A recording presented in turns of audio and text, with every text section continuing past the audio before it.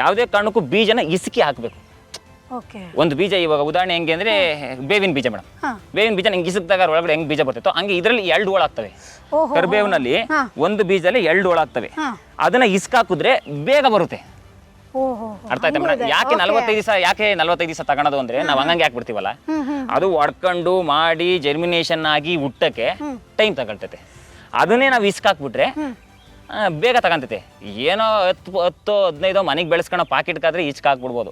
ನಾನು ಹಾಕಿರೋದು 45,000 ಬೀಜ. 45,000 ಬೀಜ ಹೆಂಗೆ ಇಸ್ಕಾಕಾಗುತ್ತೆ ಅನ್ನೋ ಒಂದು ಉದ್ದೇಶಕ್ಕೆ, ನಂದು ಲಾಂಗ್ ಪ್ರೊಸೆಸ್ ಅನ್ನೋ ಉದ್ದೇಶಕ್ಕೆ ನಾವೇನ್ ಮಾಡಿದ್ವಿ, ಬೀಜ ಹಂಗಂಗೆ ಆಗ್ತಾ ಹೋದ್ವಿ. ಅಂದ್ರೆ ಈ ಜಲಪೆನ ಮೆಣಸಿನ ಗಿಡ ಬೆಡ್ಡಲ್ಲಿ ಇದ್ದಂಗೆನೆ ಇವನ್ನ ಆಗ್ತಾ ಹೋದ್ವಿ.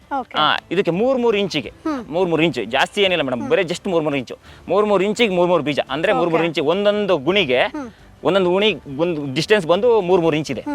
ಒಂದೊಂದು ಗುಣಿಗೆ 3 ಬೀಜ ನಾಟಿ ಮಾಡಿದೀನಿ. ಓಕೆ. ಇದು ಪರ್ಪಸ್ಫುಲ್ ಇಟ್ಟಿರೋದಾ ಹೆಂಗೆ? ಇಷ್ಟು ಬೇಕಾ ಮೇಡಮ್? ಕರಿಬೇವು ನಾರ್ಮಲ್ ಆಗಿ ನಾವು ಕೃಷಿ ಮಾಡ್ತೀವಿ ಅಂತಂದ್ರೆ ಮೇಡಮ್ ಇದನ್ನ ಯಾಕೆ ಇಷ್ಟು ಗ್ಯಾಪ್ ಇಟ್ಟಿದ್ದೀನಿ ಅಂದ್ರೆ, ಈಗ ಫಸ್ಟ್ ಬೆಳವಣಿಗೆ ಇದು ಬ್ರಾಂಚಸ್ ಬಂದಿಲ್ಲ. ನೀವು ಗಮನಿಸಬಹುದು, ಫಸ್ಟ್ ಬೆಳವಣಿಗೆಯಲ್ಲಿ ಬ್ರಾಂಚಸ್ ಬರಲ್ಲ.